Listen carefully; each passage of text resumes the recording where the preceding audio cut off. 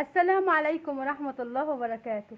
الفيديو النهاردة في قمة الروعة. تعال نرجع بالزمن لورا كده ونشوف هنعمل ازاي على الكانون. طبعا الفيديو النهاردة رائع رائع في منتهى الروعة. حلوة رائعة زي العسل، حدا كده زي بلح الشام وزي الزلابية، حدا كده شبيهة ليهم بس أجمل وأطعم وأحلى. طبعا من النهاردة هتنسوا بلح الشام، والطريقة سهلة مبسطة جدا. يلا بينا نسمي الله ونشوف ونصلي على الرسول صلى الله عليه وسلم ونشوف الحلوى اللذيذة بتاعت النهاردة. ايه اللي عملناه النهاردة؟ والحلوى الرائعة من الجبنة الجريش. من الجبنة الجريش عملنا الحلوى دي. من الجبنة الجريش، قطعة جبنة جريش، وهتاكلوا احلى حلويات في الدنيا كلها. طبعا وصفة رائعة. يلا بينا نشوف طريقتنا المبسطة السهلة الرائعة. وشوفوا اشتغلنا على الكانون ورجعنا بالزمن لورا شوية، وعلشان احنا الحلوة بتاعتنا بالجبنة الجريش الفلاحي، الجبنة البلدية اللي في مناطق بيقول عليها الجبنة البلدية او الجبنة الجريش او الجبنة البلدي او الجبنة البيضة. يعني الجبنة اللي اشتغلنا بيها ان شاء الله هنشتغل بيها النهاردة هي الجبنة البلدية او الجريش او البيضة. طبعا والحلوى رائعة جدا، وهتشوفوا قد ايه هي الحلوى سهلة وبسيطة وسريعة. وهقول لكم طبعا بالظبط رأيي كده في الحلوى دي. انا عاملاها زي ما قال الكتاب بالظبط. الطريقة طبعا من قناة كبيرة، وهقول لكم رأيي فيها. انا هعملها بالظبط وهقول لكم رأيي في آخر الفيديو. لو وصلتوا لحد هنا أنا أم بلال، ودي قناة أتمنى تشتركوا في القناة وتفعلوا زر الجرس علشان يوصلكم كل جديد. وأنا أم بلال لو أول مرة تشوفوني. طبعا الحلوى في قمة الروعة. يلا نبتدي نشوف الطريقة.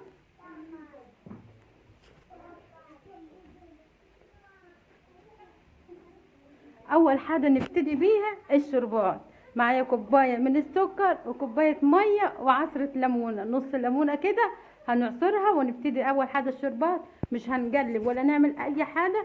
هنرفعهم على النار لمدة 10 دقايق بس.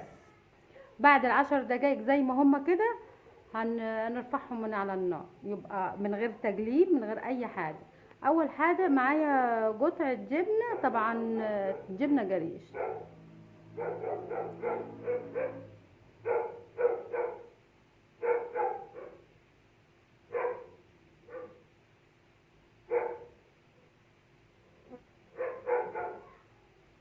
معايا كوباية ونص من الدقيق، حوالي مج ونص من الدقيق، 150 جرام. معلقة صغيرة من الخميرة، معلقة صغيرة من البيكنج باودر، حوالي 5 جرام بيكنج باودر، 5 جرام من الخميرة، ربع كوباية من الزيت. وهنقلب وهنفرك كده الخليط بتاعنا لحد ما الزيت وكل المكونات تندمج مع بعضيها. وهنفرك فرك كده. انا عايزه كل الخليط ده يندمج مع الزيت والمكونات كلها. معايا علبه زبادي وممكن نستغنى عنها. هنعجن كده العجينه بتاعتنا، هي سهله وبسيطه لمده 5 دقايق. وبص العجينه ب5 دقايق هتكون جاهزه معايا. هنغطيها بالاسترتش لاب او باي فوطه كده لمده نص ساعه. او خدت معايا تلت ساعه بس. الحجم بتاعها اتضاعف كده، مش هسيبها تخمر واعر معايا. عايزاها 3/4 خمران كده. رشة دقيق،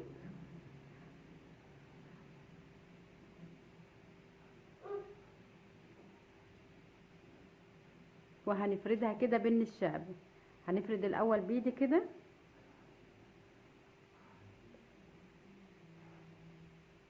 بخلي السمك بتاعها لا هو رهيف قوي ولا سميك، متوسط. بصوا انا قطعتها بالقطاعه، واي قطاعه عندك هتقطعيها. طبعا المقطع ده اتحذف اسفه.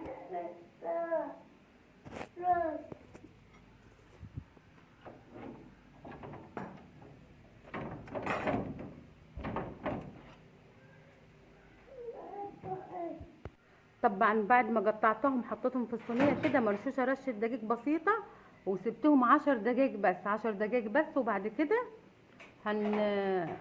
هنحمرهم. طبعا انا عامله الوصفه زي ما قال الكتاب بالظبط، بس بصراحه النتيجه يعني هي حلوه بس مش حلوه قوي. طبعا الزلابيه احلى والبلح الشام اجمل، وهي حلوه وحلويات حلوه يعني، بس مش احلى من بلح الشام ولا احلى من الزلابيه. هي ليها طعم مميز غير الزلابيه وبلح الشام. طبعا لو وصلتوا لحد هنا، انا ام بلال ودي قناتي، اتمنى تشتركوا في القناه وتفعلوا زر